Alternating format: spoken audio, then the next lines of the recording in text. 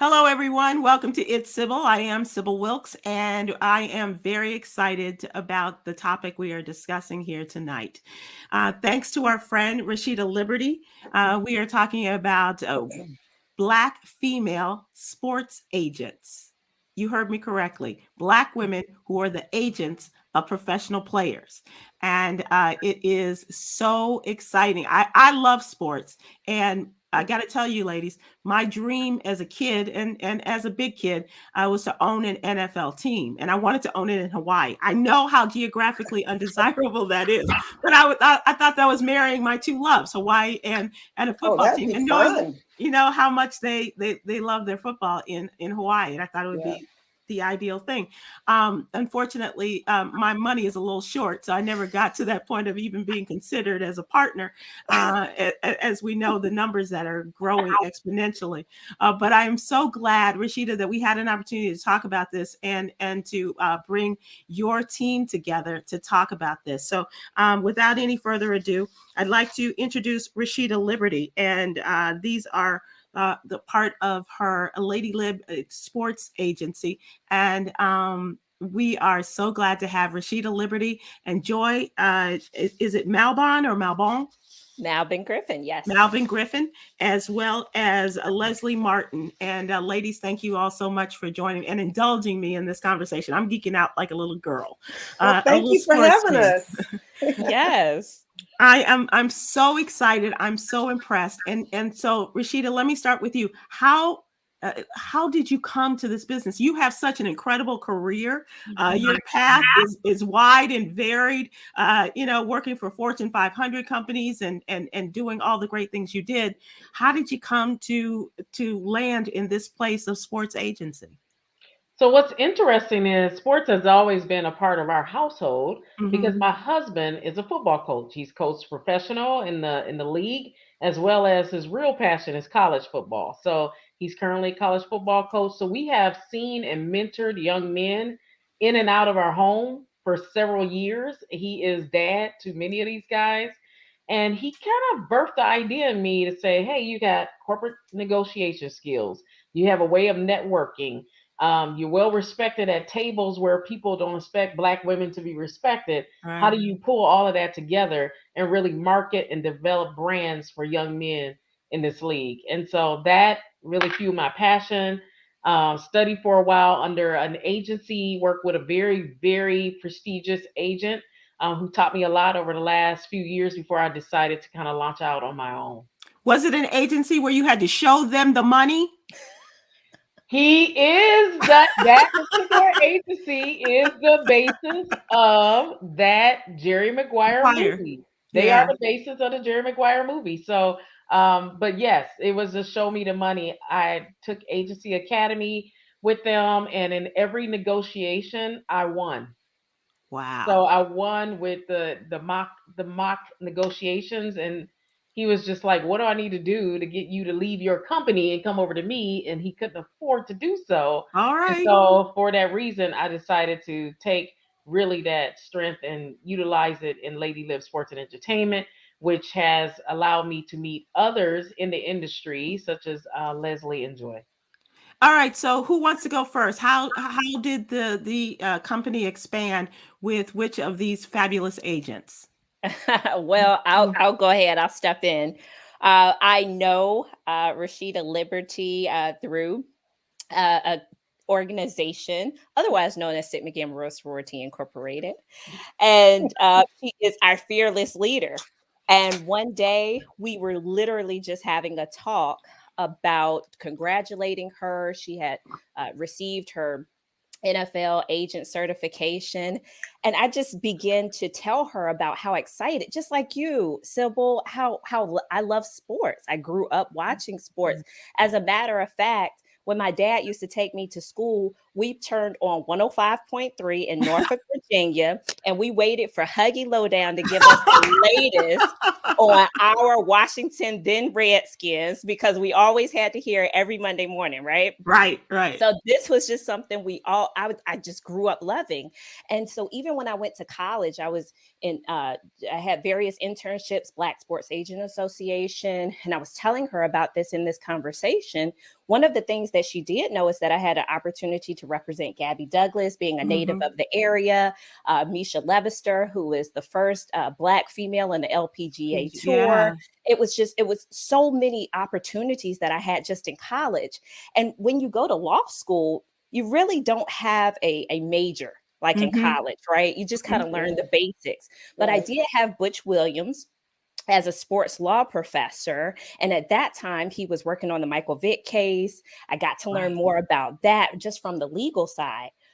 But then I graduated and went into private practice, and I never did anything else hardly with it, right?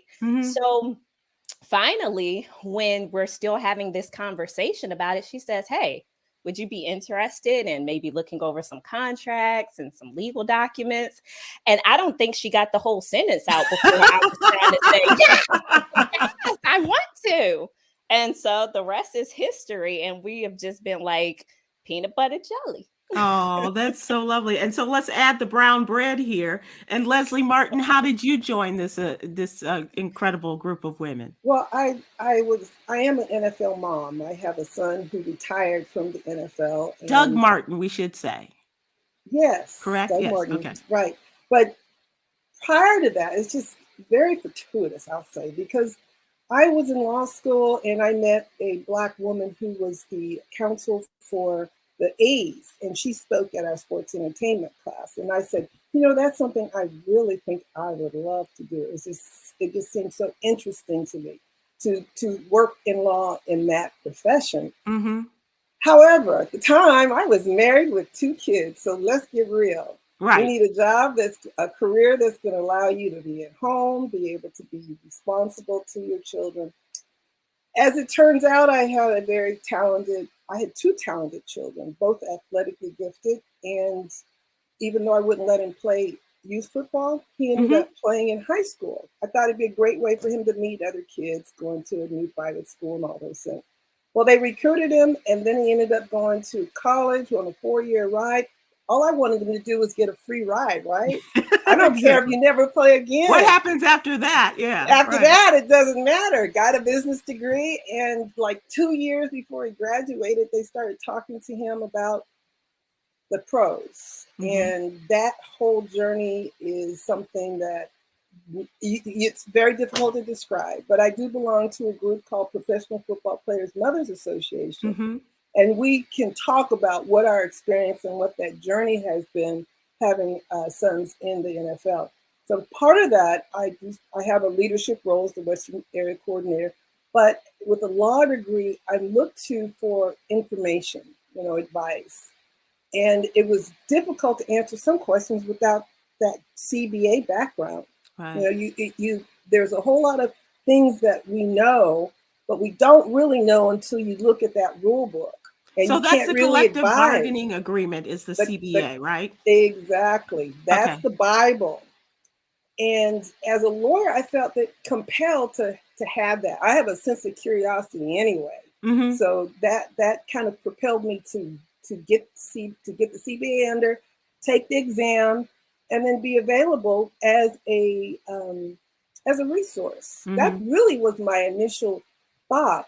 But as I got into it, and I had someone called me and said, hey, my son is thinking about going into the NFL. He just graduated from UC Davis. I said, well, sure, I just passed the doggone exam. How about that? And this takes you to Rasheeda. And this is the power of sisterhood. Okay. He was already late getting into all those exposition programs, but he was able to get into this one. And I saw this woman, Rasheeda, and we were walking around and she had her flyers and I had my flyers, and I looked at her artwork and I kind of hid my artwork.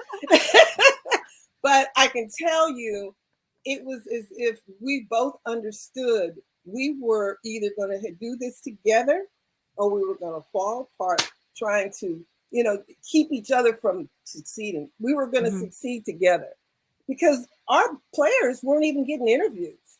Wow. We stood at the door of the interview room. Do you remember this, Rasheeda? We stood at the door of the interview room with our flyers, handing them to scouts to give our guys visibility. And we were the two sisters sitting at the table. Wow. Sitting there. Yeah, we did.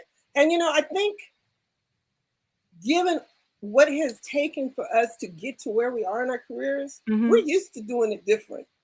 We're used to being seen as different. I've been an engineer, been in law, and now this profession, you can't do what's expected. Because if you do what's expected, you don't get there. You don't. So you have to think out of the box in absolutely terms of getting ahead here, huh? Yeah. Oh yeah.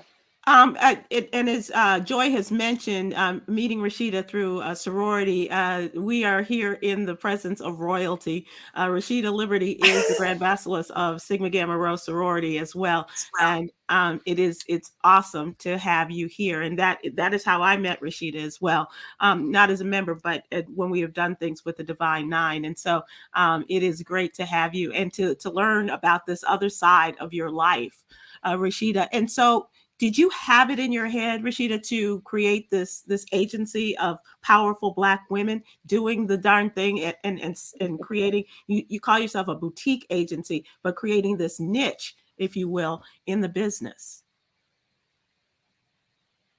You're muted, I think, or we're having a problem. Actually, I would say I did it afraid. I did it afraid. So, as soon as I got my my certification, bigger agencies were trying to bring me in, and I couldn't understand. And I brought that to my husband, and I was like, "These agencies are like calling me, trying to hire me. Why is that?" And he said, "They're trying to hire you because they believe that you have something that is going to connect the dots. Right. It's probably they want to utilize that gift that you are a Black woman.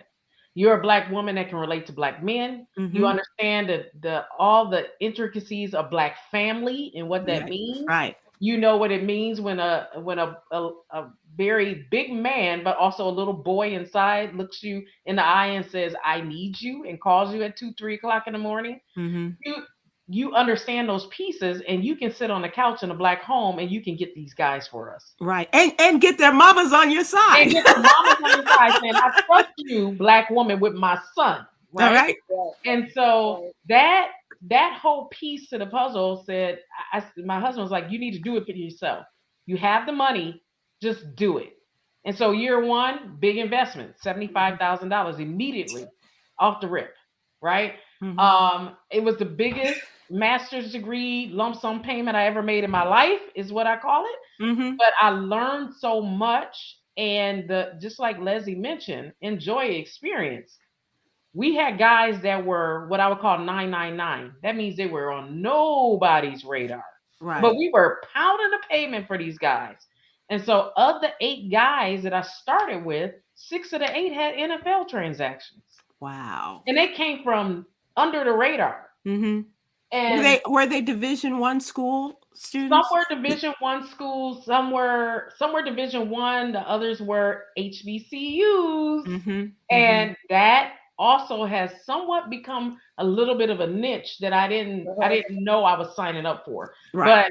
But HBCU guys are coming out of the woodwork because of the success we have with one HBCU player who once again was 999, and through these showcases, we saw him go. He rolls up through showcases and also pounding the payment of 32 teams and saying, Tell "Look me at what my you guy." mean. Tell me what you mean by 999. Okay, right. So there are different reports, but there's one particular reporting site that, and I don't want to shout them out because I'm not, we're not branding them, but there is a reporting site. They're not paying us. Right, that's right. And that means that they're on no one's scout report. No one's looking at them. No one, I won't say no one cares. That's kind of harsh, but no one cares to see them in the NFL. Because they don't know. Because there's 1 to 100. There's the top 200. The top 200 are going to get drafted. That's right. Typically going to get drafted. If you're 999, that means you're in no man's land.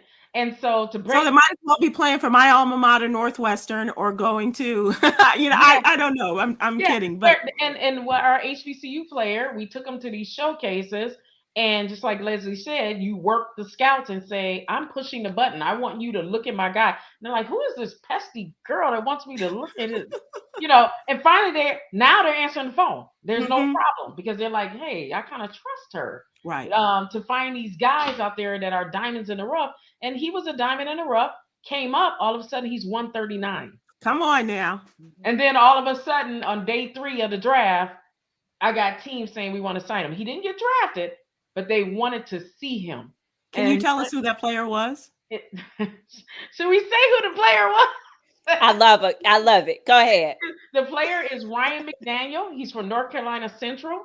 He got 2 contract offers on the same day from the Kansas City Chiefs as well as the Jacksonville Jaguars. Mhm. He chose to go to the Jags, and he did very well through the preseason. Got And it. then unfortunately he was released. But what I loved about Ryan, he took it all in stride, and we were able to call him within 48 hours and say, you have 2 offers from the CFL, you have an offer from the USFL, and they want you to consider being in the XFL draft. He ended up signing a USFL contract. He'll be playing for them this spring, and I fully believe that he will make his transition right back to the league next fall. So we're gonna be looking for him. Absolutely. But Sybil, if I could also say, I would be remiss if I did not give credit where credit was due to the HBCU Legacy Bowl and their staff and officials. This is something new that has come about, giving a lot of credit to the HBCU players and just to all the schools and universities, to highlight them, to showcase them, as Rasheeda was stating. And the vision that Doug Williams and Shaq Harris really had for these players. I mean, I'm literally sitting on a bench in between Shaq Harris and Doug Williams, and I'm talking about routes with them. It was greatest experience of my life. And I think that because of that, I was able to get some information that I could carry to Ryan to tell Ryan, this is what they want to see. This is what you need to do better. That showcase, I know that he was in a bunch of other showcases, but I really do believe that showcase and that game really propelled him for those tryouts with Kansas City and with Jacksonville. And that is why Ryan is a professional football player today. I truly believe. Wow. Is there something you all look for in your players before you take them on as clients, or they take you on as their representatives? Are there characteristics, qualities that you look for that, kind of say, that's our guy? You mean past the mold of the model player in that position? I mean, we know, he can run this route. You have the wingspan of this. You have all of these other things, but are there qualities that you look for that, yes, as you say, beyond the mold and the perfect player, but there are qualities in these young men that you see and say, that's the guy I want to work with? I look for people who... Go ahead, Leslie. I look for players who understand where they are in this process. If they want to be treated like someone who's being geared for a first-round draft pick, and they're not going to get maybe even an undrafted free agent contract, or they're not cited for that, or they're not pegged in that, it's really difficult. And so you have to set expectations. You have to educate them about the process, and it's about evaluating to see how well they accept where they are. Because you can't change a person's 40. You can't reduce those seconds, even in training camp. That's not going to happen. You have what you are who you are, and now we just have to give you your best opportunity. And there's all kinds of ways to get through that door. Rasheeda just talked about it: CFL, USFL, XFL, all kinds of ways to do that. And Rasheeda, you're nodding in agreement. Yeah, I think big time. I think it's emotional intelligence. Through that process of our first draft class that we were working with, we learned that emotional intelligence. So if I'm dealing with a young man that doesn't check his emails, he's non-responsive to me, he's not timely, he's blasting music in the background when we're trying to have a serious conversation, talking to me in code, meaning he's hyphenating words and giving all these acronyms and text messages, and doesn't get on the phone and doesn't articulate himself well. Those things are so important because they got to go through interviews. Right. They're interviewing them on the sideline. They're interviewing them at these showcases. And the NFL does very detailed research on background. Mm-hmm. I think our guys don't realize that they are looking at your social media. They're looking at those stories that you're posting. They're looking at your hashtags. They're looking at your hand signs. So gang activity. They're looking at who's commenting on your stuff and what gang signs they're using. Mm-hmm. I would even comment that if your kids are even, do you think your kid is getting ready to go to college or you want them, they talk to the janitor and they talk to the equipment people. And how they treat people and respond. How they treat people. What are the conversations, right? What are they talking about? Who's who gets along with who? Yeah.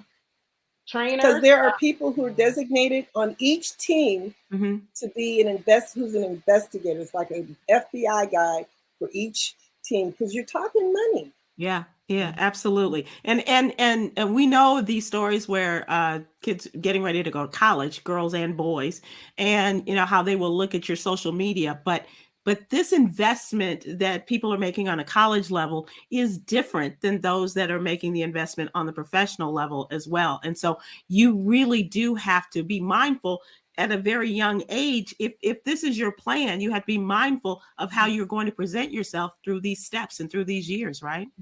It's called sticking to the script. Sticking to the script. And emotional intelligence is a big piece of it, and it's also football IQ.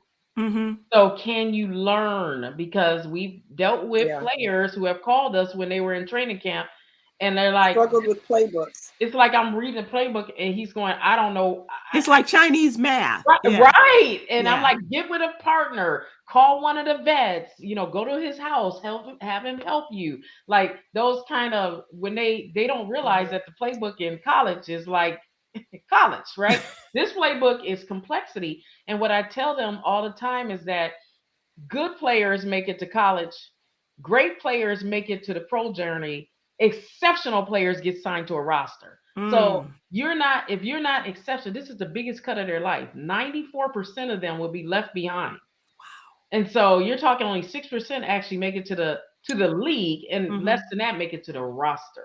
Wow, that's powerful. I mean, and you look at those numbers as they diminish as you go down. It's just, that's incredible. 90. Wow, that really is incredible. Leslie, talk about this from a mother's perspective, as a mother of a professional player. You said you were a part of the NFL Moms organization. I've had the pleasure of meeting and working with Miss Lucille O'Neill, of Shaq's mom, of the NBA players' moms. What kind of support system do you get from the parents as you're going in and talking to their kids? And what did you learn from being a part of the NFL Moms organization? There's two questions. Right. What did I get? What did you get that enhances your role now as an agent? What did you glean from that membership of the NFL Moms organization that helped you to make this leap into sports agency? I think that what we do as mothers throughout the time, that from the time our children decide they want to play football, and then we go through that process of applying and qualifying and all the things that happen as a result. We're involved with that. We're an integral part of our sons' lives as they go from high school to college, getting into college, making sure they graduate. And then at some point, we give it all to the agent. And a lot of times mothers, parents don't know what's going on once that player enters into the NFL, because now agents, we know, have certain restrictions on what they can talk to parents about, but there's got to be an open line. There's got to be a resource that can educate parents. And I think that's what I take from it, is that we've got to make sure that parents know what's going on. They've been there the whole time, so there's no reason to cut them off now. They are. It's very important for there's deadlines, there's testing that's done during the season. People are smoking marijuana in the summer. Well, guess what? You're going to get tested when you get to training camp. Guess what? Right. This is not over. The testing is just beginning. Yes. And all those types of things that parents need to be sure that their kids are taking advantage of the educational opportunities.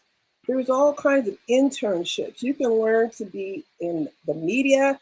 You can learn to business, entrepreneurship. There is so much that the NFL has to offer to support these young men after their career that you've got to make sure that the parents are aware, because they've been there to help mentor them throughout. And if you empower the parents, you now also empower the player, because the player, once they putting on those cleats, all they're worried about is, am I going to make the team? Right. Am I going to get playing time? And are they going to throw the ball to me, or am I going to make that tackle? That's their concern. That's all they need to be concerned about, because that's all they're getting paid to do. That's right. That's right. But if the parents know what the resources are with the NFL that their players have access to through their union and the NFL.com, I think that is something that I can be influential and help empower the parents. Joy, what's the biggest challenge you faced in this business, in coming into sports agents business? I guess the biggest challenge would be, I'll give an example. We had a standard contract that was used. I won't say the league. And we found an error. Now, again, I go to my fearless leader first. Of course. Because I say, what are we going to do about this? How are we going to identify this? But this is wrong. It's contractually wrong. It's unconscionable. It doesn't work out. And this is something that's been in place for years, right? And so the question is, how does this boutique firm bring this to this major league and tell them you're wrong, and we just caught it years after it's been into effect? So, I mean, and that's something that she did deliver to them, but it was something that I had to catch. And then I had to tell the players, don't sign just yet. We need to research this a little bit further. But then you also have to give them the message that, number one, we're here for your best interest. We're not going to let you sign something that is not going to be in your best interest, right? But then number two, you also have to soften the curve, because now their nerves are heightened, because they're like, well, what am I getting into that they have this language that might be wrong? So it's like, now it's a hand-holding situation the entire way. You're letting them know, hey, listen, we're still going to make sure that no matter what happens, we've got your best interest at heart. Okay, you're going to get paid. We're going to take care of you. We're going to make sure that you see this out. And it's different because I have children of my own. And even though they're grown, it's almost like you're having children in these players. You've just got to make sure that they feel comfortable with everything that's going on. But thankfully, Rasheeda brought it to their attention. They identified it. They acknowledged it. They fixed it. And then our players were happy. But that's, other than it's kind of a blessing and a curse, because even though you catch it, you feel good that you were able to catch it. I was going to say, how does that make you feel? Because it's almost like a gotcha moment, but it's good for you as a professional, because you go through those contracts. Like our executive producer, Yolanda's married to Ward White, and he's an exceptional lawyer, but he could write a contract. He can write a contract for you. And he knows how to read them. And well, that's got to be an incredible moment for you as an attorney. And did they acknowledge it? Did they acknowledge it? I'll defer to Rasheeda, but I think yes, they fixed it. So they did fix it? Yes, they did. And it impacted quite a few players in that league. Yeah. Really? Yeah. So was that like a Simpsons moment? It was like dope. When you bring that weakness or that hole in the contract to their attention, and something's not right, did they willingly accept it, or say, we'll look into it? They said, we will look into it, and then they circled back and said, I think you're right. Here's how we've been behaving, even though this contract term is incorrect. So, and it impacted, as I understand it, 50 plus players this last year. So, wow. Yeah. So they have to go and work that out. But good job, Joy. Joy did that. That's awesome. And Joy is that for the guys, because to be honest, these guys don't know it. They just want to play ball and they want to get paid for it. So really, Right. all they care about is compensation, maybe some insurance, injury prevention, and when do I start? Right. Right. That's all they care about. And Joy is able to say, okay, so this is what happens, and Leslie as well, being an attorney, right? Line by line, here's all the issues. Leslie had to deal with an injury settlement situation. So that was very important to understand the CBA and what the rights were. We have a player in the CFL and had to deal with the contract doesn't match what he got paid. So he showed us his check stub. Well, Canadian dollars don't match up with US dollars. Even with the conversion, you better pay. You missing some money. I think we had to fix it. I think that the mistake is that people believe that because it's these big organizations and there's all the money and all the hoopla and all the credibility as a result of it, that there's a lot of humanness to it. A lot of humanness to it. So we just definitely have to do our own homework and make sure that we're and marrying the professional and the human part of it, Leslie, is a difficult job. I mean, I would think it is for a professional such as yourself, but overall, as moms, as women, putting those two together, that's a task. Yes. And I will say, like, when we present to families, because it is a sale, right? You have to say, hey, I know big firm X is coming after you, or this quote unquote established agent is telling you, hey, I got all the connections. What I always say is we literally have the same connections. The difference is with agent X or agent A or Lady Live Sports and Entertainment or Leslie and her crew it's almost like we have something unique that agency doesn't have. And what we have is a duty of care. So we're not going to put you on a phone on a Wednesday for 15 minutes and say, what do you need from us? Hurry up. We got to get to the next call. Nor are we going to be the ones that don't answer the phone at 2 a.m. because we're only answering for our top 100 player or our first round draft pick or our NFL starter because he's more important, Right. I'm going to be at his games. I'm not going to be at your game because you're on a practice roster and I don't, or you're on the bench. You're injured. Why would I come to that? There are some agents that function and they make differences in their players. We do not make differences in our players, whether they're first round pick, second round, late round, undrafted free agent, CFL, NFL, XFL, USFL. We treat them all. Or arena. We treat them all the same with the same level of care. And I believe that has been a winning proposition for us because they're like, I feel important with them. They're young men who are playing football.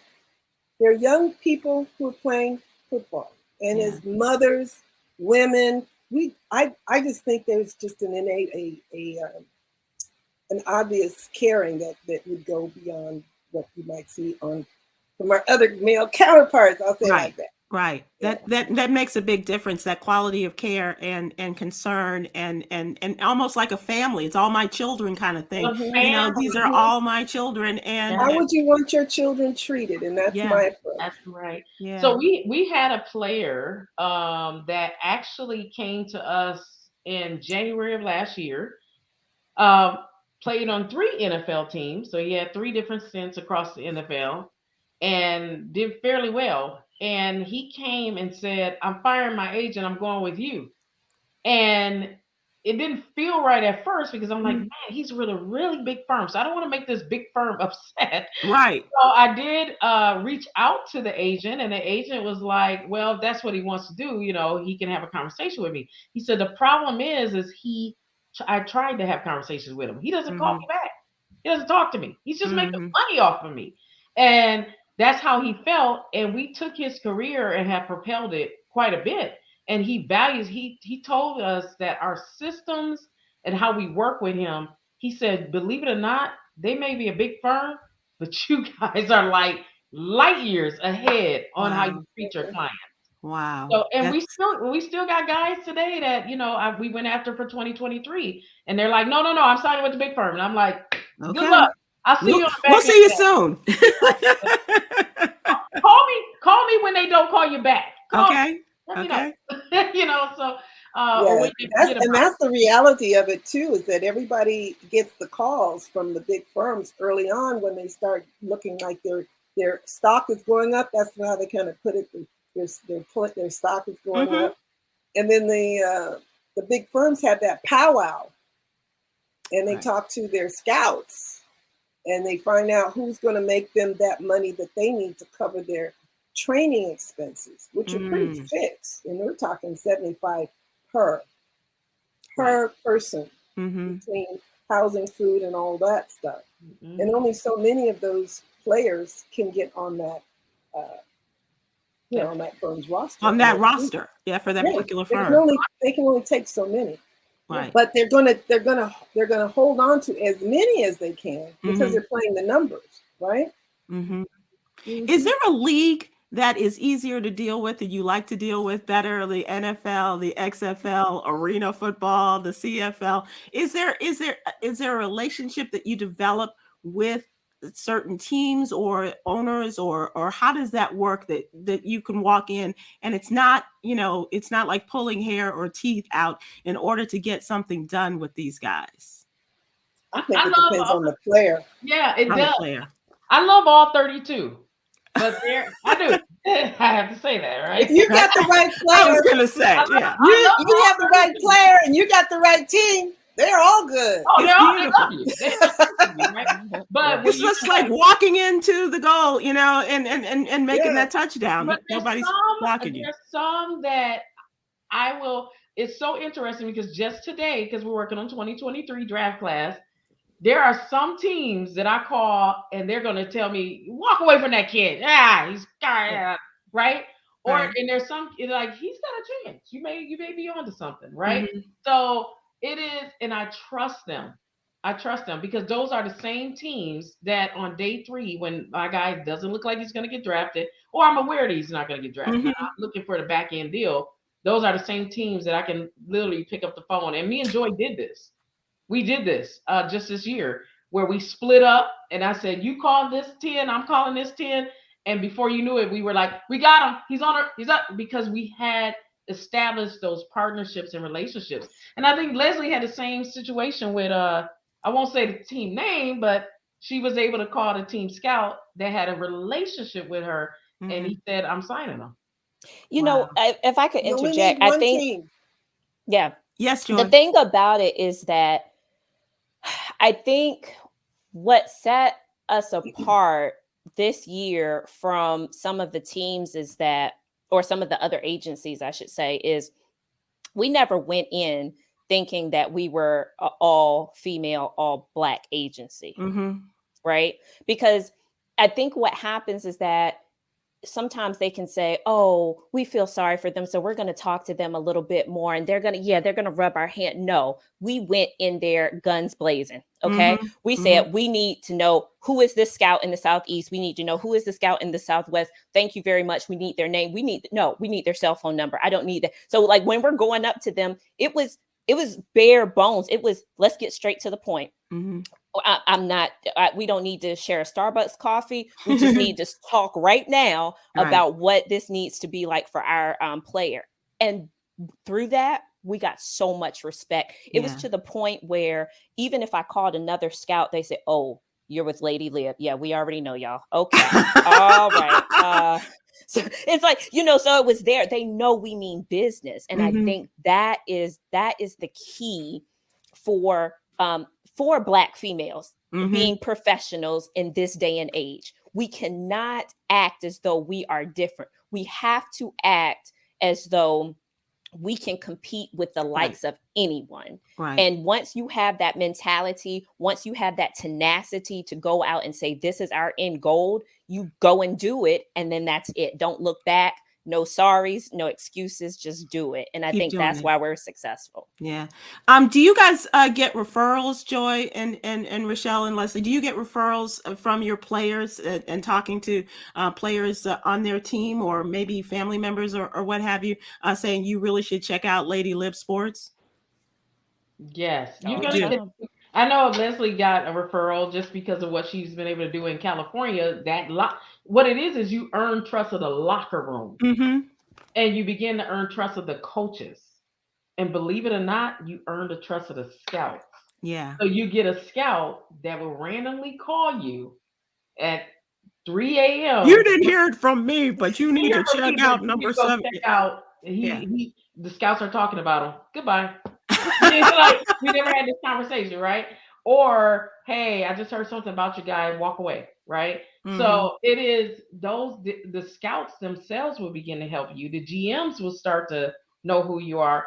It is, but earning the trust of the locker room is very important because you can lose trust very quickly. And what's so interesting, all these guys play together. Right. And they know somebody who knows somebody who knows somebody. I've had to call my players and say, hey, I'm looking for this phone number. He's like, give me 5 minutes. Boom, here's the phone number, right? So they all are connected, and it can be good. Because word of mouth can kill you. But I think it can also edify you. And a lot of these guys feel like that's mom, that's auntie, that's sister. Right. No matter what happens, I would never tear her down. Right. So some of them are very loyal in that aspect. And respectful of what you all do. That's awesome. And it can work from the other end too. You can get referrals, and our names and phone numbers are listed on the NFL list as agents. That's and you get a lot of folks that'll come in, and they've been out of the league. But COVID really put a twist onto the draft and eligibility. We have 6-year, 7-year seniors that went out for the draft this year. Wow. So there is a surplus of qualified players going out for the NFL, CFL, XFL, all the FL. and it kind of it was a huge reality check, I think, for players, because maybe in a different season, different time, they might have been they may be on an NFL team, but you have 6-year, 7-year seniors that came out. And are they on walkers or something at this point in their careers? I'm kidding, but I'll be honest. When you get them after they've been in college, college football, they're going to keep that engine running. They're going to keep that engine running, and when college is over and you get them and transition to pro, there's no more medication. There's no more medical. There's no more medicine tied to it, right? And so that becomes the piece that you have to solve through training and invest in their medical and their insurance and things like that. So they're in college, keeps them moving, but that delta between pro and college, you start to see the aches, bumps, and pains because the medicine and the treatment is gone. That's different. Yeah, that's different. Do you see women playing a more having a bigger role in professional football from your perspectives? And I've been to games where they used to call them powder puff games, where women would play and things like that. But from a number of different positions, do you see women playing a bigger role in perhaps a league for women to play? I know we have coaches now. Jennifer King is a great example of that. And you want to see that, right? And ownership. Exactly. We do have a sister that's out there in California that just got an ownership. Well, is it the Raiders? I believe so. I can't remember off the top of my head, but she's my Jack and Jill sister. Okay. And the XFL, The Rock put a female leader in. Yeah, he and his ex-wife. Yeah. So I mean, there are some there, and I have been asked. Sometimes when I'm on a call, they say, "Hey, you know anybody interested in joining the front office? I need a female." Right? I need a female. Like they'll say that, some of the leaders of those teams, but I think you have to grow up scouting in some way, knowing what you're looking at. So we almost have to develop that acumen in some of our females along the journey. It's like tech. Tech is hot right now, but you got to develop tech starting in preschool. The same things have to happen when you grow up watching, like Joy kind of mentioned, right? She grew up watching, so she knows what's going on. Your passion, pursuing your passion. Yeah. And I don't think it would be that hard to get women involved if they knew the opportunities were there for them. Right. Yeah. And it's just starting to become, as you get women or diverse leaders. Mm-hmm. You start getting people with the vision. You create that vision, like the president of the council for the A's, the woman who was the lawyer, the head lawyer for the A's. I mean, that created a vision that says, Yes. oh yeah, I could do that. And they've got to have more people like me, because I'm sure she's going to hire folks that look like me. And Sure. Condoleezza Rice is one of those who grew up as a football fan, and now she is a part of the ownership of the Broncos. Denver Broncos. Yeah, Yes. yeah. That- It's That coming.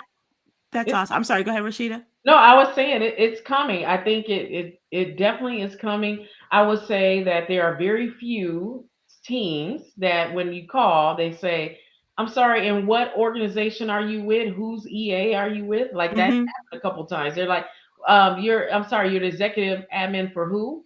And it's like, no, No, I'm no, the be clear. and right away they're like, oh, I'm sorry, what? Sorry about that. Mhm. Like, so it has been interesting. And I would say Black females. I think we can count Black female agents Hmm. are active agents. I'm not talking the ones that just passed the test. Active agents, I think there's less than 20. I was going to ask that. So, what's your competition like in terms of other Black women who are? You know what? And it's interesting because we don't view it as competition. Me and Leslie Right. talk about this all the time. Me and Joy talk about it as well. Like, I don't view it as competition because it's enough to go around. Mm-hmm. If anything, it's more like, how do we help one another out? You know, Mm. Leslie has. Oh, that sorority background also comes Exactly. in very Mhm. handy, doesn't it? I call Leslie and I'm like, hey, do you have the West Coast Scout for this? You know, they changed scouts over there. I need that name. She's like, here, I'll send you a text. Hey, do you have a CFL contact for such? Yes, sure. So we share. And like I just told her before the call, if I get a guy in Cali or Alabama, I'm calling her because that's where she has stake in the ground. Mm-hmm. Texas, Louisiana, like that's home territory. That's your Right? base, yeah. So we do help each other quite a bit, and we don't mind putting other agents on contracts. That's And that awesome. to give them the experience and teach them. Mhm. But it goes back to what you were saying, Sybil.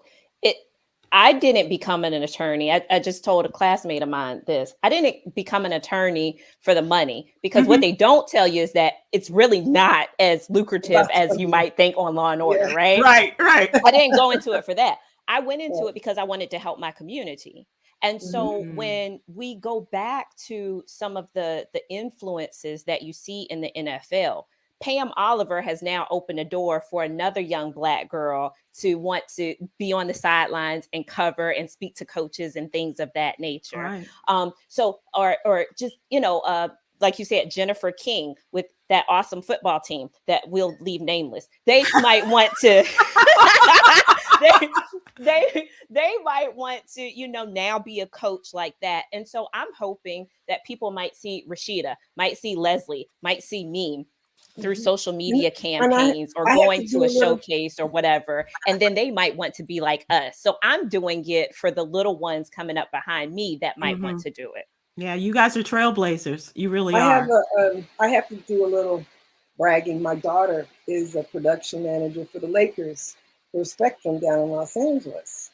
So she went to, a month ago, she was at a retreat for women in sports that was sponsored by ESPN. Mm-hmm. And she was a volleyball star at school, and then she went to Howard University. HU, Yes. And so at any rate, she's doing that in sports. And yeah, there's opportunities opening up. And so I'm looking forward to people like her being able to see that future. And she's doing very well. And I think it's really just us. I am so excited. This is great. It's inspiring to be beyond more than a transaction. And that's what some guys are going, and I hate to sound, I don't want to sound bitter by any means, but you just know, like, ooh, if I was your agent, your life and trajectory would be so much different, because there's a different mix of what we're providing that's going to set you apart. And some of them are like, no, I'm traditionalist. I just want to go what's comfortable, what I see on TV, and I'm going to go with my friend's person. And there's I won't say very few men, but when we do present to families and we get them on a call, we got them. It's very few guys that say no. And if they do say no, unfortunately, we've seen them on their couch. Okay. So it has not played to their favor. Right. And then they come back and say, "Hey, I'm a free agent now. Could you possibly that?" No, bro. You had your chance. I had a few calls after the draft. It was like, okay, well, I told you what you needed to do. At least if I gave you your number, give me a call. And I really do think that there is that stigma that young men, they don't want to rely on women. But I think when they are rational, that's what you want in your life, rational people. Right. So where do you want to be on draft day? Where do you want to be the day after the draft? Do you want to be on your couch, or do you want to be packing, getting that airline ticket, making arrangements for your room and board? Make a choice. Do you have to make suggestions regarding your crew or their crew, the players' crew, and who they surround themselves with? I mean, sometimes it works out very well for people like LeBron. You know, he has a business. He's managed to bring his folks with him, and for them to play a part in other venues and other ventures. Do you have to have that discussion with them about, who they surround themselves, the folks that they bring along with them? Yeah, Absolutely. for me, a lot of times it's a legal conversation, especially if I see, maybe social media pics or things of that nature that seem a little concerning. Then I'll say, okay, who is that person? Why are they dressed like that? Why are they holding up that sign? I mean, even down to girlfriends. And I tell them, I'm going to give you a big sis talk. Okay. I don't know if that is right for you. And what we're going to do is focus on football and football that is. And so those are some of the conversations that, even though I might be having a legal rationale behind it, I still put a personal tone, because I want them to know that we're looking at this because we know we've been there, we've done that. Yeah, that means a lot, and we see those stories, and sometimes they don't end well regarding whoever it is that you do surround yourself with, and it could be a mom and a dad, it could be yeah. I want to thank you all so much for your time. I don't know how much you'll bill me for taking up this period of time, but I am so grateful to have this conversation. I'm jazzed and regenerated, and for my love of football, I might go back and watch a game and watch Chicago get their butts kicked. But I do want to close by asking you about a woman who has been in the news for the last 10 months, and it's not your sport, but it is Brittany Griner. And everybody has a thought about this, whether it is the amount of money that women in the WNBA are paid and why you have to go to another country to play, or just your thoughts on, where she goes from here. Does anybody want to share? I'll start. Okay. Legally, I guess I'll give my legal opinion about it, is that I will say, whenever we go to other countries, whether we're playing because, there's not enough money to be made here in the States, and that obviously was probably some of the underlying concern about why she even had to go over there in the first place. I think we as a country need to first look at that gap. Why do they feel that they need to go? What can we do in our home country that can support them and that can tell them we love them enough that they don't have to go elsewhere unless they want to? It should not be a necessity. That's number one. Number two, when we go to these countries, we need to make sure that we know the rules, that we follow the regulations, that we follow the laws, so that we don't end up in situations like this. And this is not to point fingers at anyone and to say who did what wrong. It's just to say that if we are going to go, even if it's on vacation, if it's work or whatever, we need to familiarize ourselves with those laws, because it's very important. And then number three, not on a legal note, but just a personal note, I'm in constant prayer for her. I can't imagine what she's had to see, what she's had to endure for those months. However, what I can say is that I am very proud of our nation at this time for coming together and wanting to support her mentally, physically, emotionally, as she comes back home and has to deal with everything as life has changed. Our country has changed in 10 months, right? Everything has changed. Right. And so I am proud that we are at least doing that. But this may be a catalyst for change. And I certainly hope that it will. That's just my 2 cents. I think about them, the WNBA. I think about the Women's Soccer League and the inequities there in pay and things like that. And I think about the future. So I very well said, and I appreciate that, Joy. And I join you in prayer for her whole spiritual mind and body, that the healing that it may be necessary for her to go through. Rasheeda, I see you're nodding your head. Yeah, Joy put it together in, I won't even belabor because I think Joy really summarized everything that I was thinking. It's just really hard. I've worked in other countries. I went to school in London, at London Business School. And so just thinking about the dynamics of just being an American, I think some people see like there's already some discriminatory concerns or separation being an American. And then you're also a female, so power also in being a female. And then you're a Black female, and you also happen to live an alternative lifestyle. Right. So when you put all of that together, I think we put diversity, equity, and inclusion on the forefront in sports. Not only sports, but in our relationship. And I love how everyone rallied behind her, regardless of all of those dynamics that she did have. I think we rallied on the baseline that, number one, she is an American. Right. And America then we first. went into all the other facets of her life and supported her. So I'm glad that we released some bias there and really supported her during this time. Ladies, I'm telling you, I don't know where I go from this. Maybe I'll get the Obamas on now. I thought the world was a better place when they brought Britney home.